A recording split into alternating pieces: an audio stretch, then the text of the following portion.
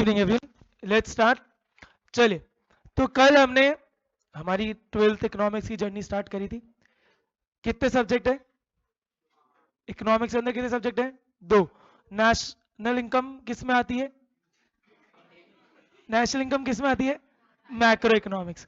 Macro economics और Indian economics नालायक को सामने है। हमने देखा था macro is of 40 marks and Indian economy is of 40 marks. Macro के अंदर 5 यूनिट्स एंड इंडियन इकोनॉमी के अंदर 3 यूनिट्स। चलिए, बेसिक सा सवाल, मैक्रो इकोनॉमिक्स क्या होती है?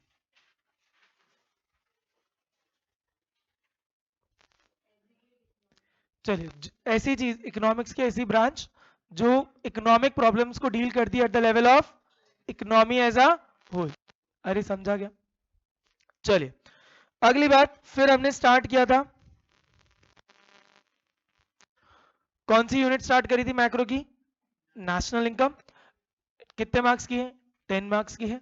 4 चैप्टर्स है। मैंने कल भी आपको बोला था नेक्स्ट 1 to 1.5 मंथ्स हम नेशनल इनकम ही करने वाले हैं, इतनी बड़ी यूनिट है, ठीक है।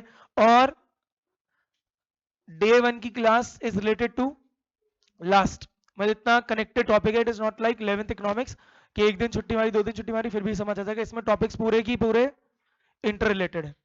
चलिए, कल हमने लॉजिकली समझा था, नेशनल इनकम बोले तो देश की इनकम। हमने देखा था income is generated in the process of production. कितने फैक्टर से प्रोडक्शन होते हैं वेदांश? कौन से? एंटरप्रेन्योरशिप, लैंड, लेबर, कैपिटल, और क्या होता है? एंटरप्रेन्योरशिप। चलिए, ठीक है। भव्य, लैंड के बदले क्या मिलता है? रेंट। ग्रंथ, लेबर के बदले? हाँ हाँ, ठीक है ठीक है, बोल, ठीक है। मेरे को देख के सैलरी बोला, अच्छा हुआ। बोले नहीं सर, आपको भी, आप भी लेबर वेजेस। ठीक है, कोई नहीं। कैपिटल के बदले? एंटरप्रेन्योरशिप के बदले प्रॉफिट।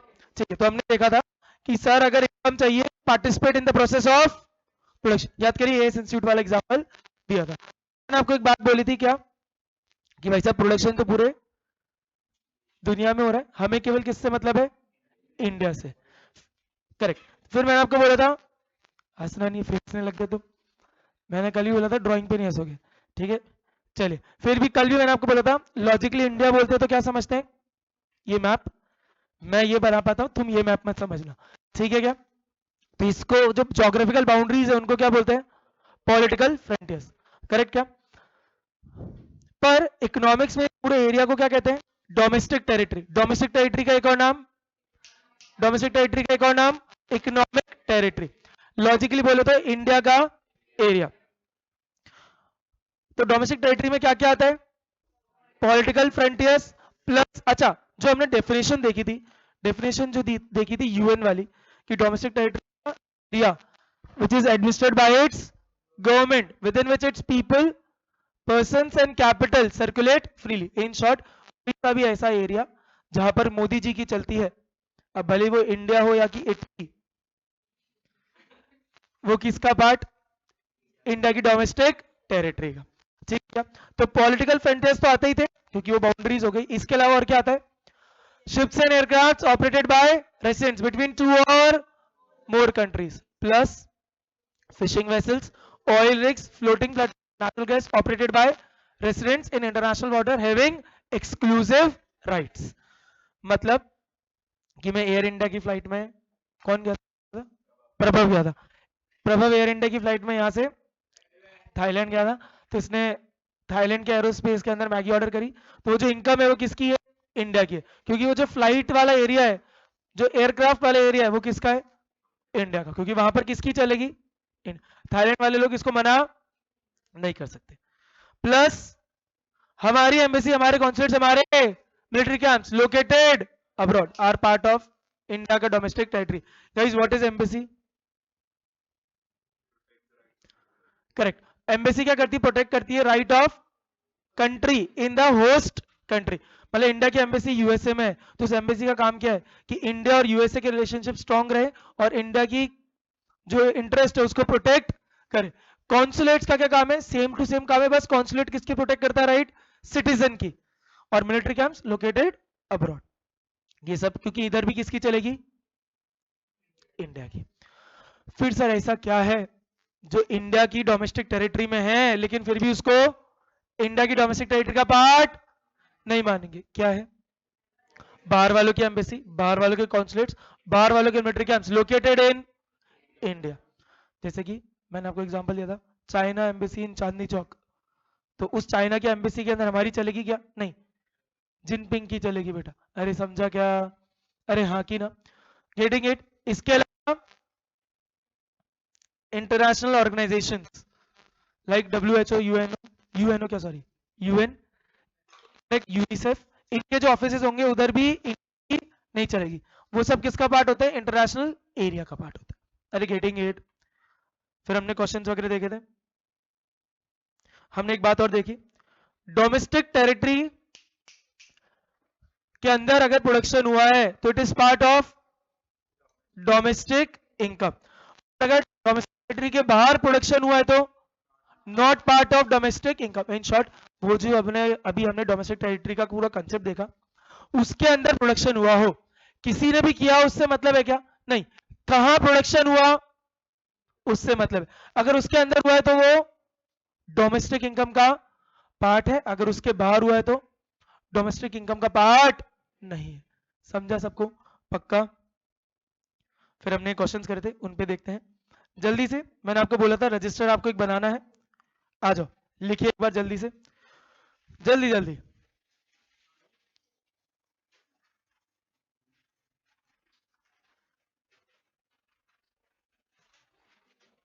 गाइस जल्दी जल्दी जल्दी सबको लिखना है, और जो कल नहीं लिखा था उसका आधा एक पेज छोड़ देना, जो आज रजिस्टर बना रहे हैं। चलिए,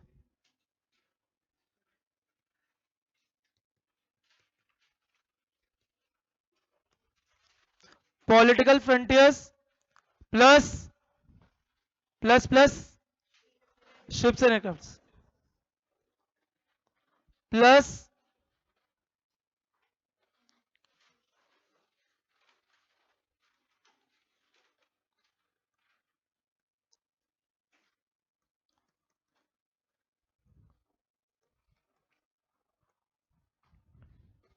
अच्छा इन दोनों में एक बात और क्या है? Correct, operated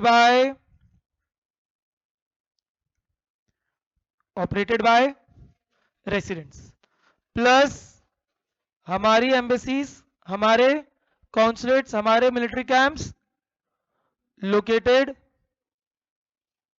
abroad. जल्दी जल्दी लिखिए। अच्छा, ये हम अभी क्योंकि रिवाइज कर रहे हैं इसलिए हमने इसको शॉर्ट में लिखा है, एग्जाम में SNAEC ये सब लिखकर मत आना।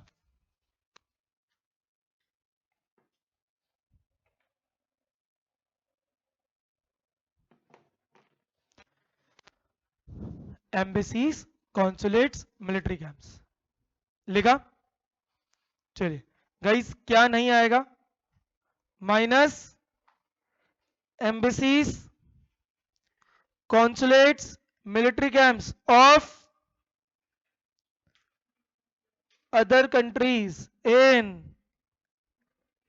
इंडिया। और क्या नहीं आएगा?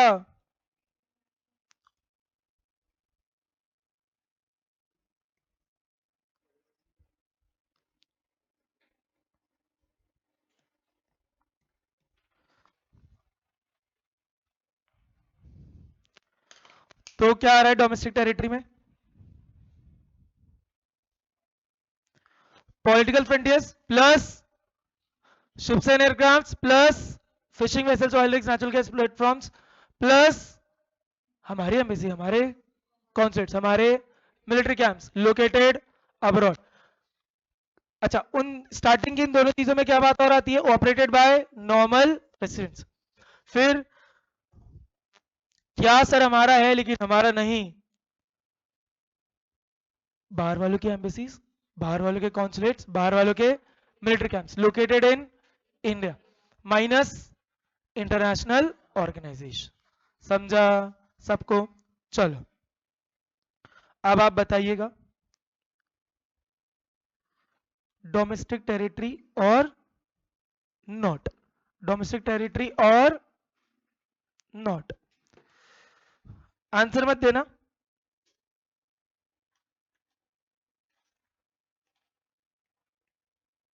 आंसर मत देना। हाँ,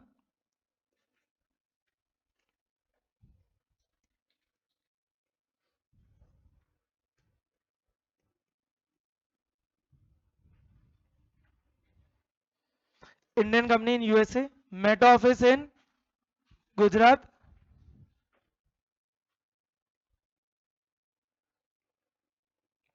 चाइनीज एम्बेसी इन इंडिया, ये आंसर नहीं। Fourth,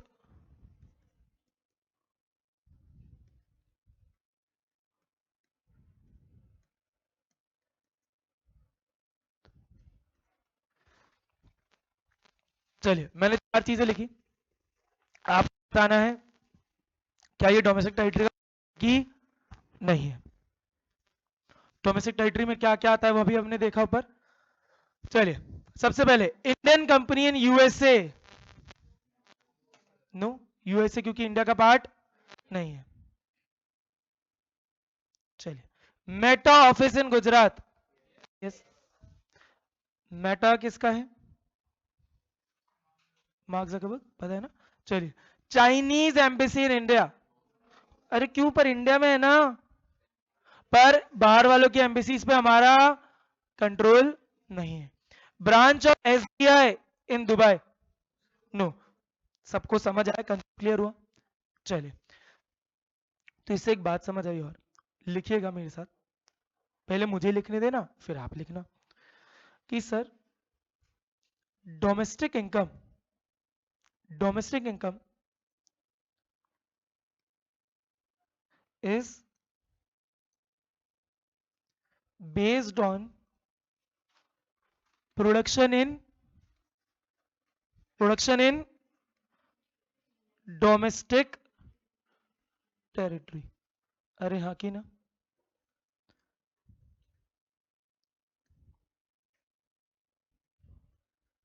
irrespective of,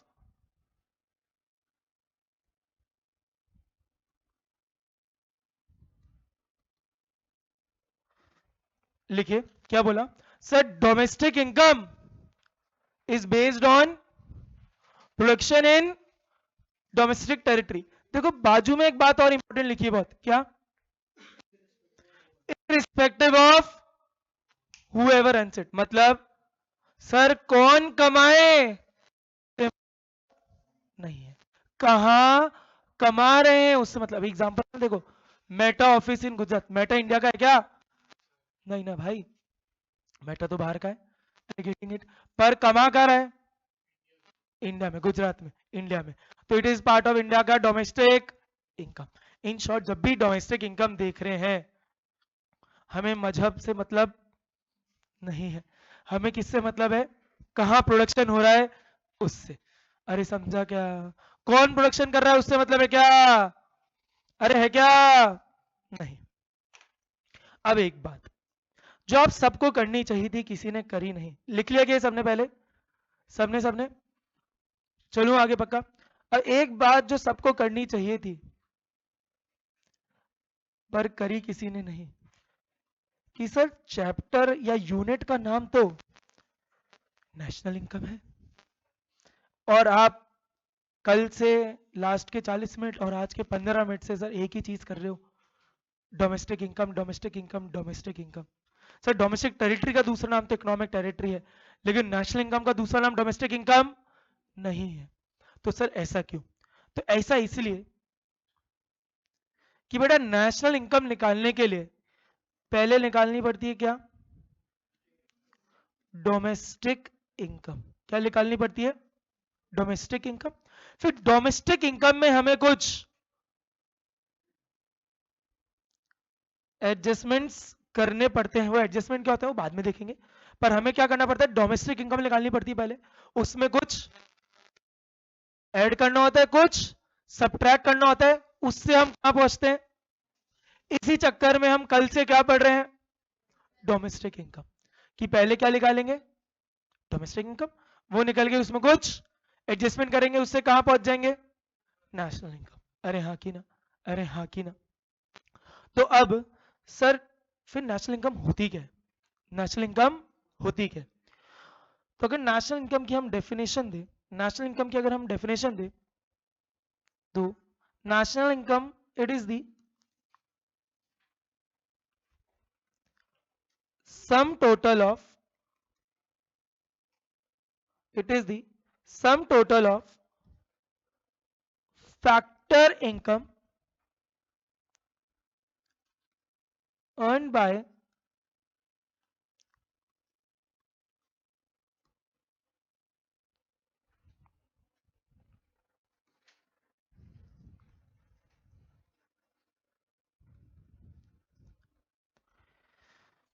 sir fact national income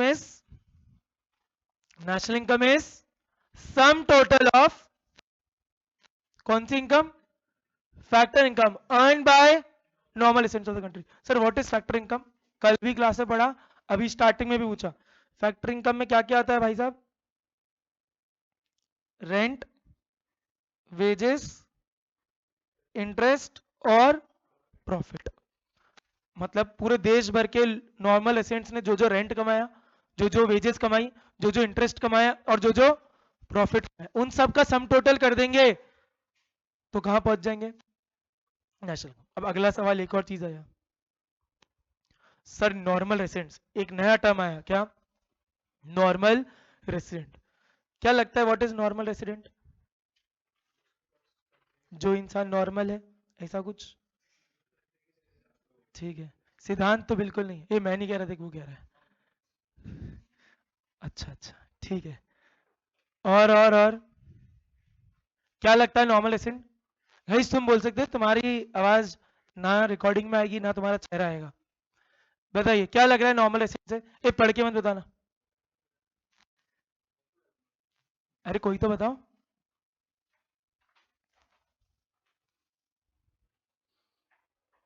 देखो इंग्लिश तुम सबने पढ़ी मुझे पता है, कॉम्प्रिहेंशन मत करो जो नोट्स में लिखा है। मैं तुमसे जानना चाहता हूं तुम्हें क्या लगता, अच्छा पहली बार आपको कॉम्प्रिहेंशन भी आना जरूरी हो चुका है।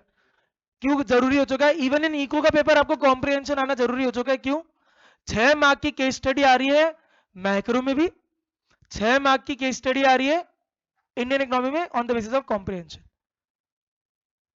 ठीक है। तो वो ठीक है, लेकिन आपको क्या लगता है नॉर्मल रेसिडेंट क्या होता है?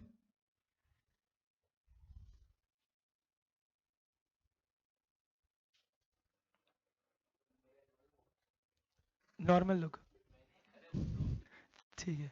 ऐसा कुछ है क्या कि सर संयम पहले तो नॉर्मल था, फिर संयम ने किसी को दिल दिया तो संयम अब नॉर्मल नहीं रहा, तो वो नॉर्मल में नहीं आएगा, ऐसा कुछ है क्या? अरे हाँ ना तो बोलो, तुम लोग ही बता दो, हाँ या ना बता दो। संयम तू ही बता दे बेटा, तो शर्मा इतना रहे पता नहीं, चलो ठीक है कोई बात नहीं। अरे अरे अरे चलिए गाइस, तो व्हाट इज नॉर्मल रेसिडेंट, तो एक बात समझ, एक सिद्धांत ने फिर भी थोड़ा क्लोज बात बोली थी, सिटीजनशिप टाइप वाली चीज, logic it is not on citizenship फिर भी इट इज क्लोज। एक नॉर्मल रेसिडेंट का मतलब क्या होता है, दो चीजें होती है, आपको दो कंडीशन सेटिस्फाई करनी पड़ेगी to be a normal resident of that country. सबसे पहली बात, ordinarily resides in that country. क्या मतलब, क्या मतलब कि आपको जनरली उस देश के अंदर रहना पड़ेगा तो ही आप उस देश के नॉर्मल रेसिडेंट बनोगे, ठीक है। एक और बात क्या बोली, whose center of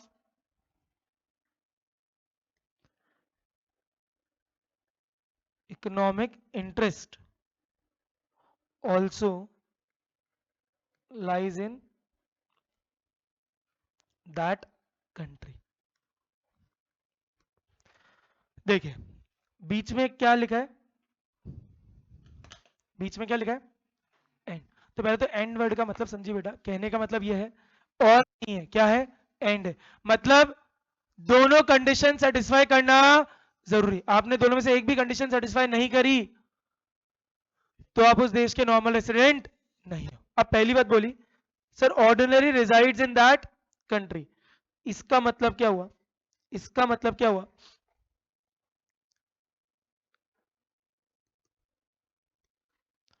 residing in that country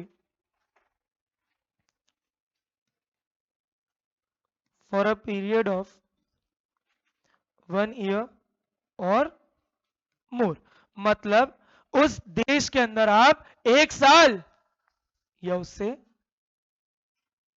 ज्यादा रह रहे हो तो आप क्या कहोगे, that you ordinarily reside in that country. ठीक है, अब अगली बात क्या बोली, whose centre of economic interest also lies in that country. Now guys what is economic interest, what is economic interest, बचपन में 11th की हमने पढ़ा था इकोनॉमिक एक्टिविटी समथिंग, क्या था जिससे हमारा लाइवलीहुड चलता है। तो इकोनॉमिक इंटरेस्ट का मतलब लॉजिकली होता है कि जिस जगह वो रह रहा है वहीं उसका क्या है, इकोनॉमिक एक्टिविटी भी उस जगह करता है। अब इकोनॉमिक एक्टिविटी का मतलब यहां पर होती है 3 चीजें, लाइवलीहुड तो है, कमाता भी वही है, उड़ाता भी वही है, और उसकी वेल्थ भी वही अक्यूमुलेट हो रही है। अभी लिखता हूं, आपको और ढंग से समझाएंगे, लिखिएगा।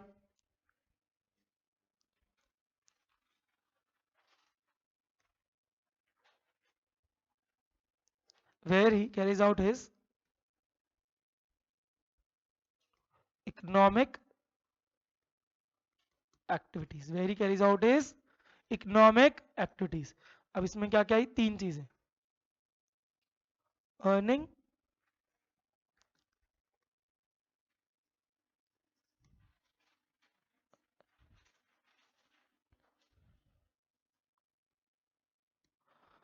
Earning, spending and accumulation. जल्दी से सर, नॉर्मल रेसिडेंट क्या होता है, नॉर्मल रेसिडेंट क्या होता है,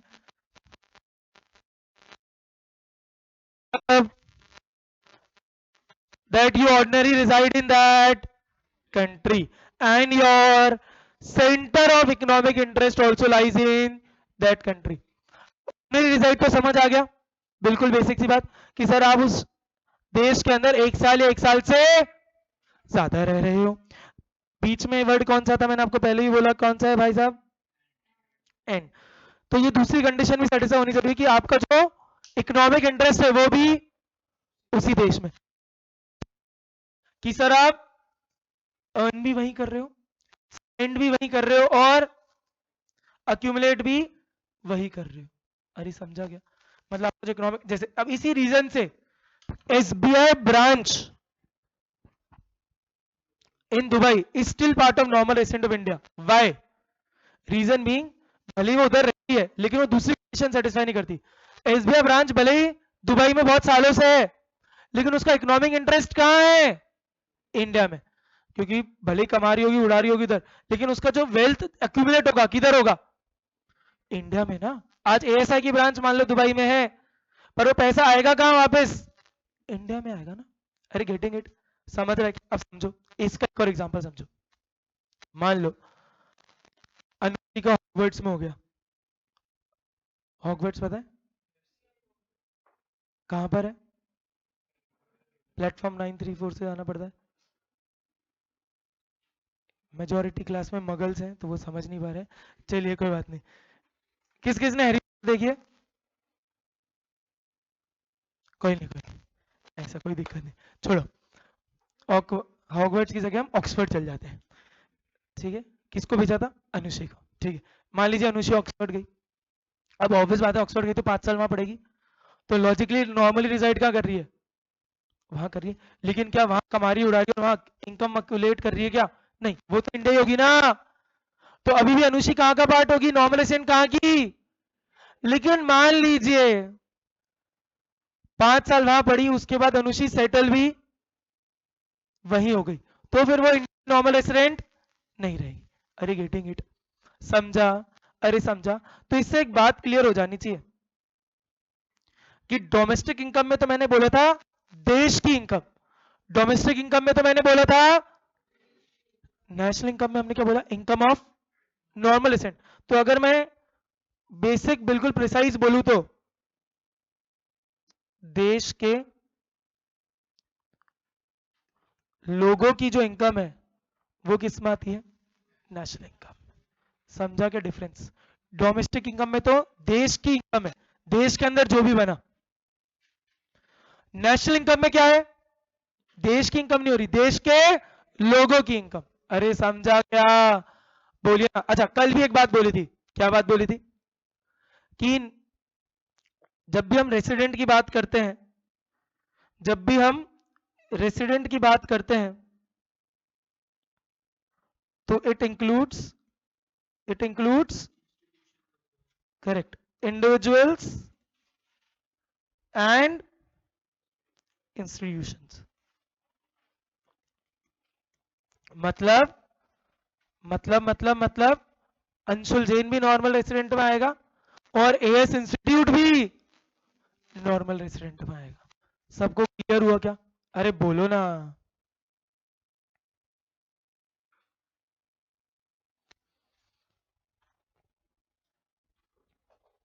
चलिए एक बार रीडिंग मार लेते हैं। अच्छा लिख लिया क्या सबने? चलिए चलिए चलिए चलिए।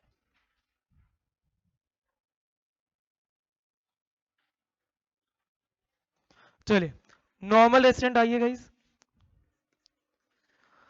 Normal resident of a country refers to an individual और एन इंस्टीट्यूशन। इंडिविजुअल भी आता है और लिख लो।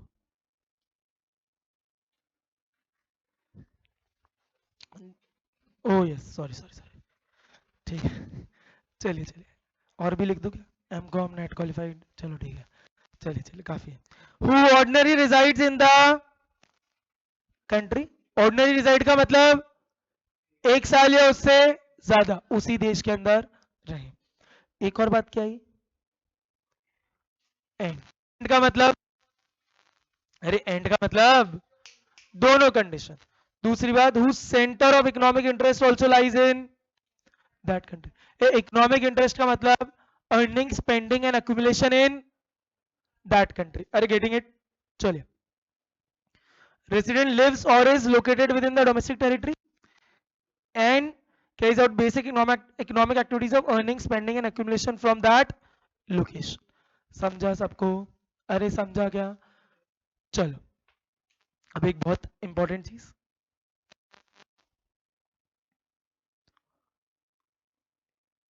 Production by normal residents, yes no. क्या बोला? Production by normal residents, yes no. मतलब जो प्रोडक्शन हुआ वो किसने किया, नॉर्मल रेसिडेंट ने किया या नहीं किया। If that production is by normal resident included in national income, very good, included in national income। if that production is not by normal resident, not included in national income।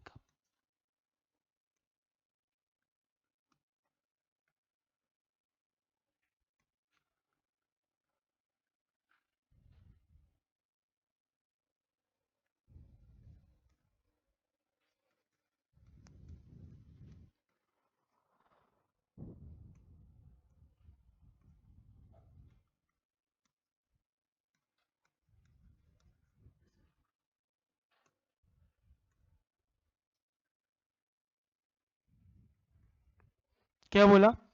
लिखिए लिखिए। Irrespective of territory concept, मतलब जब हम national income देख रहे हैं हम केवल क्या देख रहे हैं कि भाई साहब प्रोडक्शन किसने किया, प्रोडक्शन किसने किया, कहां किया, उससे मतलब है क्या, उससे मतलब नहीं है।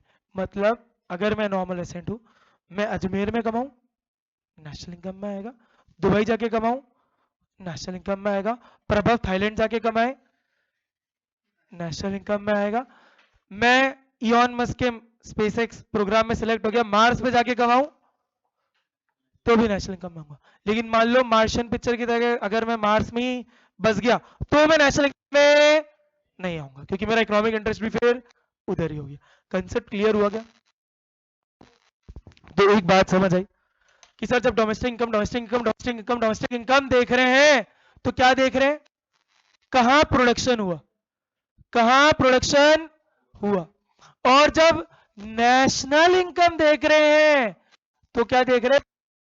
किसने किया। इनकम में वेयर की बात आ रही है और नेशनल इनकम में बाय होम की बात आ रही है। अरे बोलो ना, समझा? क्लियर हुआ थोड़ा? गाइस डाउट है तो पूछो, वरना टेक्निकल हो जाएगा। सारी चीजें रिलेटेड है। किसी को कोई डाउट? पक्का? इतने इंटेलिजेंट है? Very good. चलिए आइए सवाल जवाब करते हैं फिर। कॉपी कर लिया था सबने? अरे कॉपी कर लिया था सबने? चलिए आपको बताना है नेशनल इनकम में आएगा कि नहीं। आपको क्या बताना है? नेशनल इनकम में आएगा कि नहीं। डोमेस्टिक इनकम नहीं देख रहे, केवल क्या देख रहे हैं अभी? इंक्लूडेड इन नेशनल इनकम और नॉट। आंसर कोई नहीं बताएगा।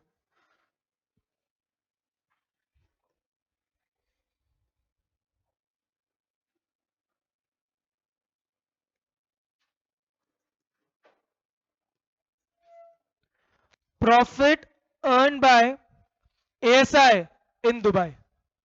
सवाल समझ गए? डोमेस्टिक इनकम नहीं पूछ रहा हूं, क्या पूछ रहा हूं? National income. 10 सेकंड का समय आपके पास।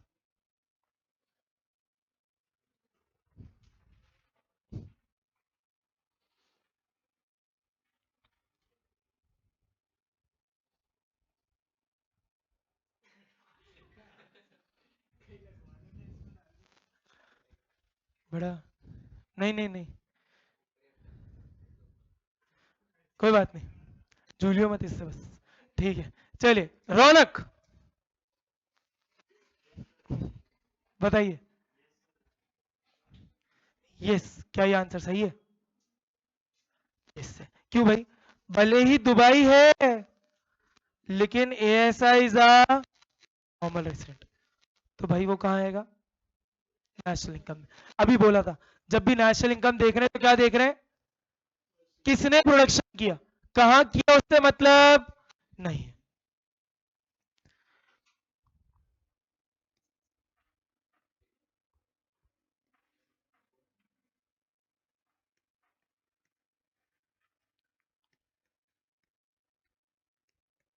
सैलरी टू इंडियन रेसिडेंट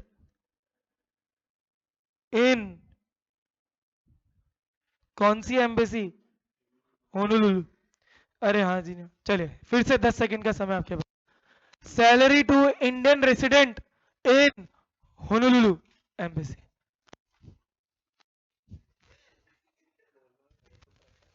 कोई नहीं कोई नहीं, थोड़ा इधर हो जा।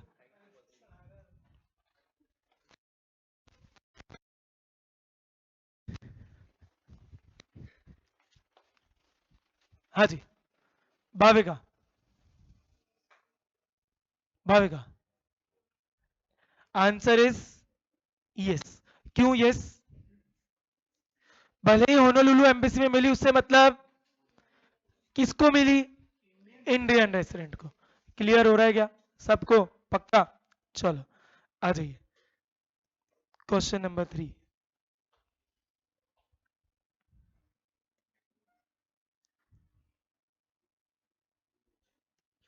ये वाली बात किसी को बताना मत।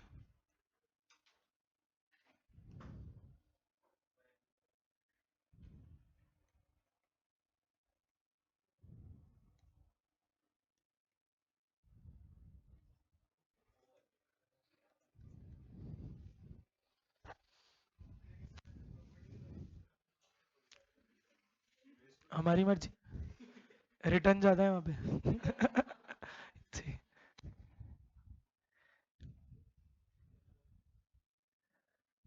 पहले में भी आग लग गई। चलिए। ए, हाँ जी जी बताइए भाई, 10 सेकंड का समय और दे रहे हैं आपको, जल्दी जल्दी।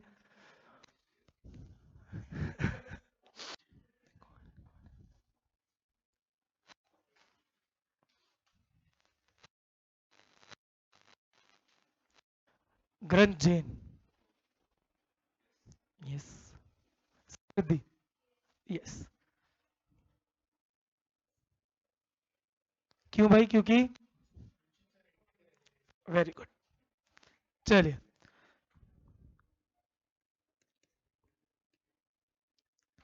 Salary to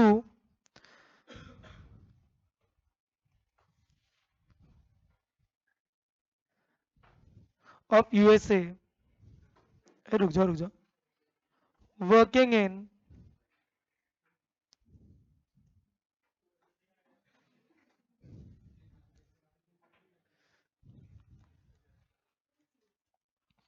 salary to residents of USA working in Indian Embassy in USA।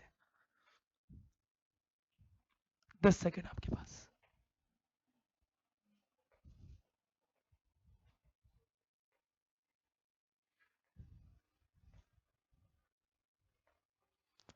याशी। लक्ष्य। रघवेंद्र। वाई।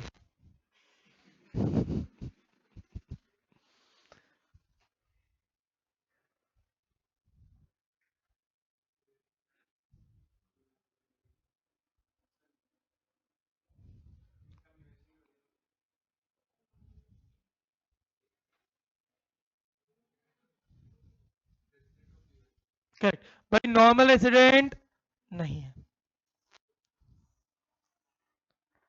करेक्ट क्या? अरे समझा, बोलो ना।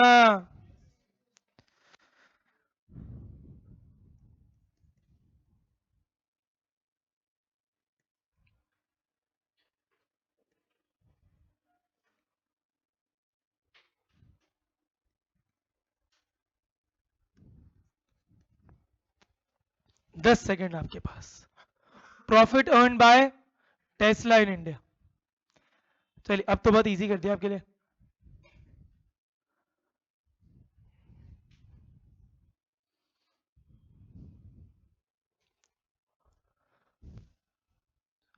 चलिए। हर्षल। प्रभव। आदित्य। दर्श। नहीं नहीं, वाई। पहले यस या नो? नो। Very good. हाँ हाँ, बोल बोल। करेक्ट भाई साहब, टेस्ला इंडिया की नहीं है, नॉर्मल रेसिडेंट इंडिया का नहीं है, इलॉन मस्क यूएसए का है। करेक्ट। अरे हाँ की ना, रेटिंग इट क्या? अरे समझा। तो अगर नॉर्मल रेसिडेंट नहीं है तो फिर वो नेशनल इनकम का पार्ट नहीं है। क्लियर हुआ क्या? चलो।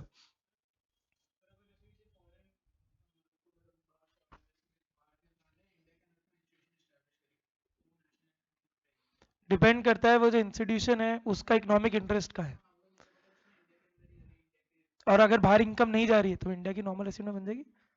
देख, जैसे मैंने एग्जांपल दिया टेस्ला या मेटा, वो वापिस इनकम कहाँ जाएगी? वहीं जाएगी ना। समझा क्या? समझा क्या सबको? अच्छा क्वेश्चन था सिद्धांत का। डाउट क्लियर हुआ आपको? अगर भले ही बाहर वाले ने इंडिया में खोला, लेकिन अगर उसका इकोनॉमिक इंटरेस्ट इंडिया में, मतलब पैसा बाहर वापस, तो वो नॉर्मल रेसिडेंट बन जाएगा।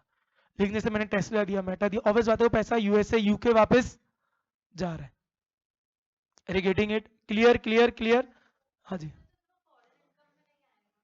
नहीं, बाहर जा अभी हम वो पढ़ेंगे ना एडजस्टमेंट।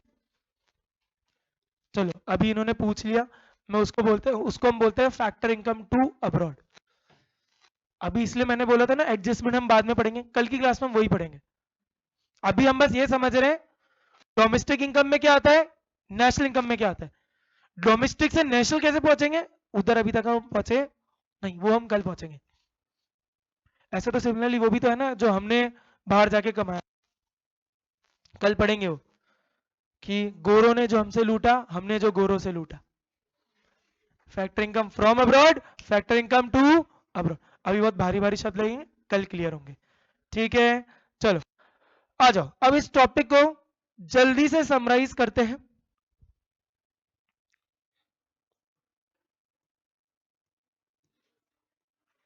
अच्छा, डोमेस्टिक टेरिटरी का एक और नाम क्या है?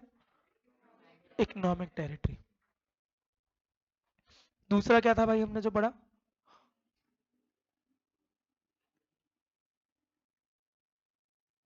Normal resident. डोमेस्टिक टेरिटरी से निकलता है डोमेस्टिक प्रोडक्ट, या फिर मैं बोलता हूँ जहां भी प्रोडक्शन होता है वहां क्या होता है? इनकम।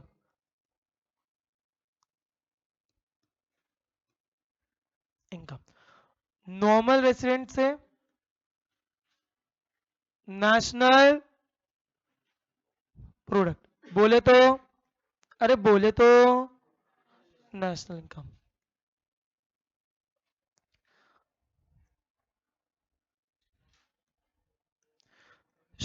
यहां पर इररिस्पेक्टिव ऑफ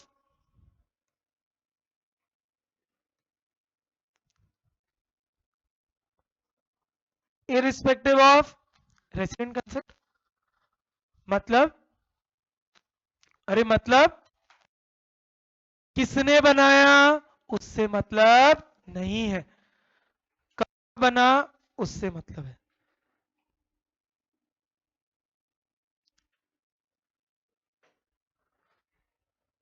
यहां पर,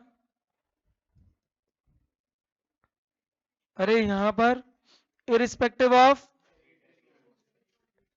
टेरिटरी कंसेप्ट बोले तो,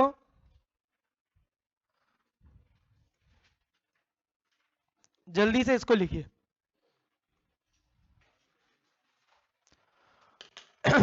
जल्दी जल्दी। हम इस पर इतना एम्फेसिस इसलिए कर रहे हैं क्योंकि ये हमारा पूरा बेस है, और एग्जाम पे इस पे दो दो चार चार मार्क के क्वेश्चन आते हैं। और अभी हम बिल्कुल बेसिक से कर रहे हैं तो अभी इजी लग रहा है, बाद में इट बिकम्स वेरी ट्रिकी, कि कंफ्यूजन हो जाता है कौन सा डोमेस्टिक में कौन सा नेशनल में।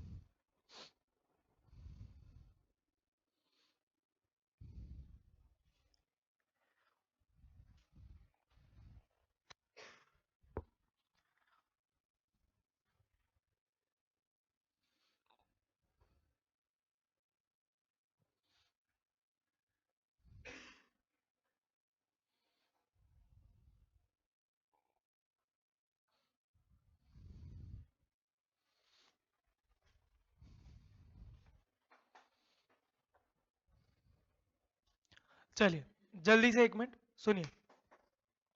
जब भी हम डोमेस्टिक इनकम निकाल रहे हैं तो हम क्या देख रहे हैं? हम क्या देख रहे हैं?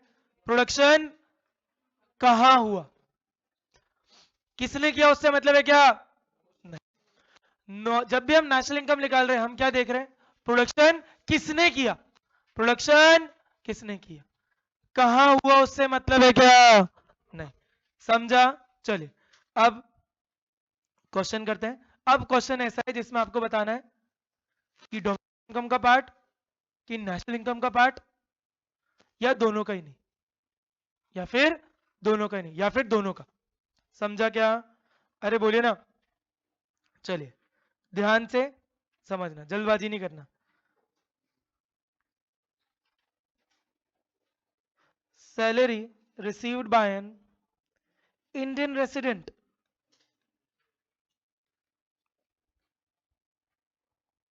in Japanese in India. 10 second का समय लेना, 10 सेकेंड का समय। Domestic income, national income,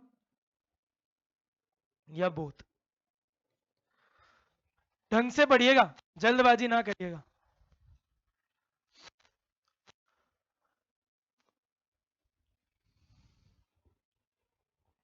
salary received by an Indian resident in Japanese embassy in India. अरे अरे रुक जाओ, अरे अरे अरे, बोथ। बोथ वाले कौन कौन? हाँ दोनों में नहीं आएंगे वो कौन? चलो ठीक है। अच्छा पहले स्टार्ट करते हैं जो लिखा है उससे। डोमेस्टिक इनकम, डोमेस्टिक इनकम में आएगा कौन बोल रहा है? अरे तू बोल रहा है ना। अच्छा ठीक है चलिए। डोमेस्टिक इनकम में नहीं आएगा? पक्का? क्यों नहीं आएगा? अरे भले ही जापानीज एम्बेसी इंडिया में है, पर Japanese embassy is not part of India's domestic territory. याद करिए, बाहर वालों की embassy located in India, not part of India's domestic territory. अच्छा नेशनल इनकम में आएगा क्या? यस। अरे क्यों आएगा? थोड़ा कंसेप्ट क्लियर हुआ? कोई नहीं, गलत होंगे अभी स्टार्टिंग में, बाद में नहीं होंगे। चलिए सेकंड।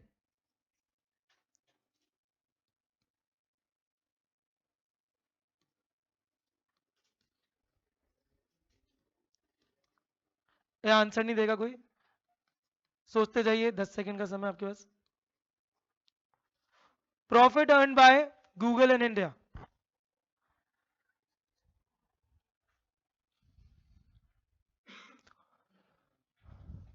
चलिए चले, पूछे सवाल।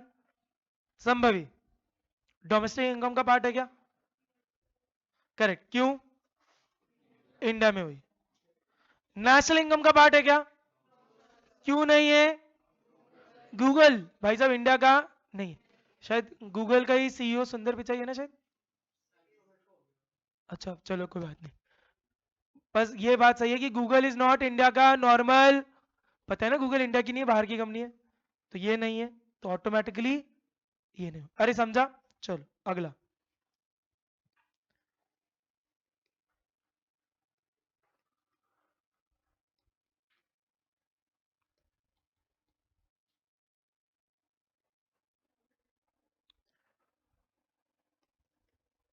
Profit of Reliance in India.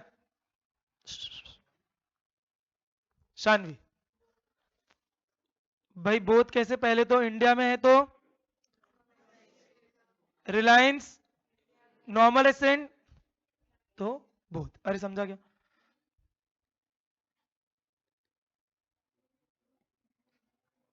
जल्दी जल्दी जल्दी।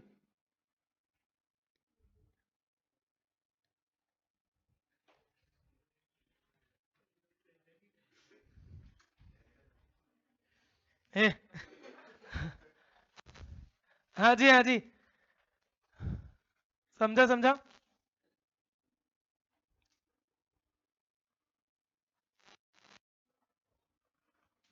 लक्ष्य डोमेस्टिक इनकम में नहीं आएगा, नेशनल इनकम में आएगा। क्यों?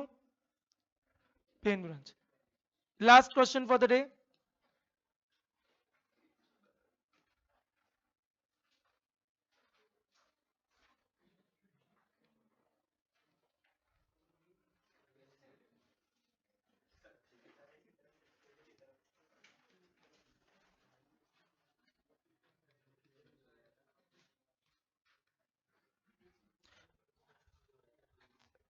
क्या ट्रेविस हेड को जानते हैं? तो आप जानते होंगे बहुत दुखदाई इंसान है ये। जो क्रिकेट देखते हैं उनको पता होगा कि बहुत ही दुखदाई इंसान है। इंडिया का नहीं है, कहाँ का है? चलो एक आंसर तो मैंने आपको दे दिया कि ट्रेविस हेड कहाँ का रेसिडेंट है। अगर रेसिडेंट ऑस्ट्रेलिया का है तो नेशनल इनकम में नहीं आएगा। पर इसने इनकम किसके इस्तेमाल, कब कब सॉरी, इनकम कब कमाई? आईपीएल। आईपीएल कहाँ होता है? तो डोमेस्टिक इनकम का पार्ट है क्या? यस। अरे इसमें आईपीएल इंडिया की बोला ना मैंने।